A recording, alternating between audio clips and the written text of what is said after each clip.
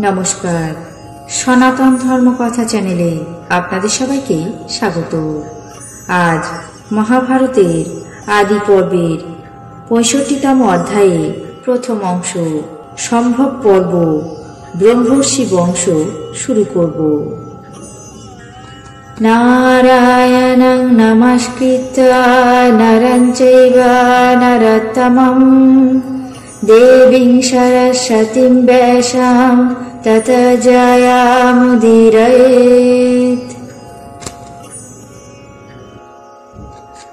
ঋষি বৈশম্পায়ন বললেন, দেবরাজ ইন্দ্র নারায়ণের সঙ্গে এমন মন্ত্রণা করে দেবগণকে অংশক্রমে পৃথিবীতে অবতীর্ণ হতে আদেশ দিলেন।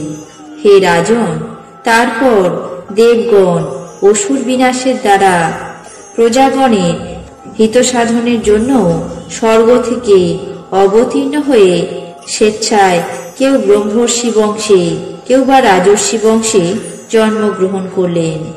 তারা বাল্যকালে এমন বলিষ্ঠ হয়ে উঠলেন যে দানব, গন্ধর্ব, পর্ণব, রাক্ষস এবং নরমাংসলোলুপ অন্যান্য জন্তুগণকে অবলীলাক্রমে বধ করতে লাগলেন।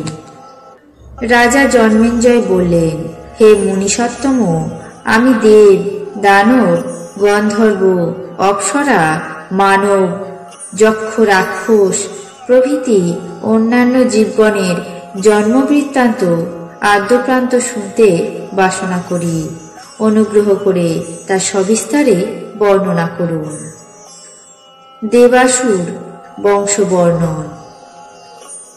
ঋষি বৈশম্পায়ন বললেন, মহারাজ, আমি ভগবান স্বয়ম্ভুকে অর্থাৎ ব্রহ্মাকে নমস্কার করে সুরাসুর প্রভৃতির জন্ম মরণ বৃত্তান্ত সবিশেষ রূপে বর্ণনা করছি, শ্রবণ করুন।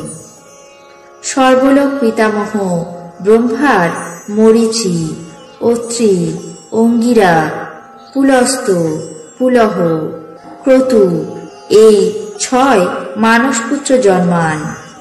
মরীচির পুত্র কাশ্যপ, কাশ্যপের থেকে এই সমস্ত প্রজার সৃষ্টি হয়েছে। হে মনুশ্রেষ্ঠ, অদিতি, দিতি, দনু, কালা, দনায়ু, সিংহিকা, ক্রোধা, প্রধা, বিশ্বা, বিনতা, কপিলা, মুনি এবং কদ্রু এই ১৩টি দক্ষ কন্যা কাশ্যপের ভার্যা ছিলেন। এদের গর্ভে কাশ্যপের মহাবল পরাক্রান্ত অসংখ্য সন্তান জন্মায়। হে রাজা, অদিতির গর্ভে যথাক্রমে ধাতা, মিত্র, আর্যমা, শত্রু, বরুণ, অংশ, ভগ, বিবসান, পূষা, সবিতা, ত্বষ্টা এবং বিষ্ণু নামে ১২ আদিত্য জন্মান। আদিত্যদের সর্বকনিষ্ঠ বিষ্ণু সর্বাপেক্ষা গুণজ্যেষ্ঠ। দিতির গর্ভে একমাত্র পুত্র জন্মায়, তার নাম হিরণ্যকশিপু। হিরণ্যকশিপুরের ৫টি পুত্র প্রহ্লাদ, সংলাদ, অনুল্লাদ, শিবি এবং বাষ্কল। এরা সকলেই সুবিখ্যাত ছিলেন। প্রহ্লাদের ৩ পুত্র বিরোচন, কুম্ভ এবং নিকুম্ভ। বিরোচনের পুত্র বলি, তিনি ভুবন বিশ্রুত ছিলেন। বলির পুত্র মহাবল পরাক্রান্ত বাণ।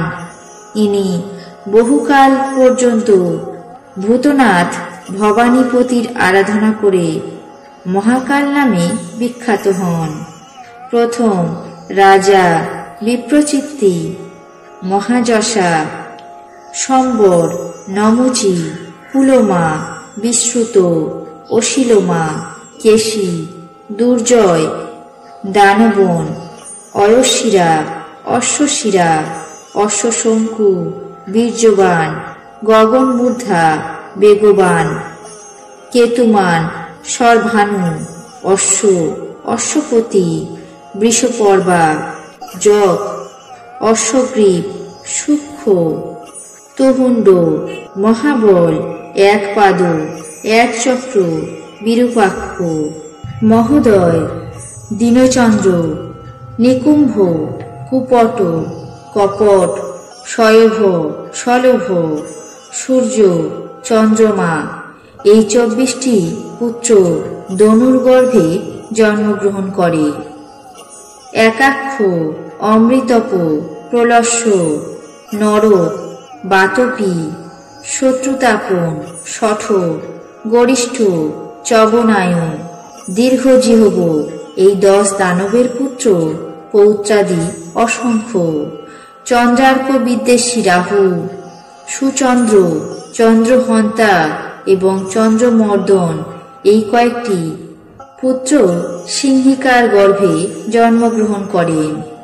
সিংহিকা ক্রূর স্বভাবা ছিলেন, এই জন্য তার পুত্র পৌত্রগণ ক্রোধ পরবশ, ক্রূরকর্মা এবং পরিমর্দন বলে পৃথিবীতে বিখ্যাত। দনায়ুর 4টি পুত্র, বিক্ষর, বল, বীর এবং বৃত্র। বিনাশন, ক্রোধ, ক্রোধহন্তা, শত্রু প্রভৃতি সমন সদৃশ্য প্রহর্তা দানবের কালার পুত্র। এরা সকলেই মহাবল পরাক্রান্ত এবং শত্রু বিনাশী ছিলেন। ঋষিপুত্র শুক্র অসুরদের গুরু ছিলেন। আজ মহাভারতের আদি পর্বের 65তম অধ্যায়ের প্রথম অংশ এখানেই শেষ করছি। বাকি অংশ আগামী পর্বে পাঠ করে শোনাবো। আপনাদের কেমন লাগলো তা অবশ্যই কমেন্ট বক্সে জানাবেন। চ্যানেলটিকে সাবস্ক্রাইব করবেন, লাইক করবেন, শেয়ার করবেন। ধন্যবাদ।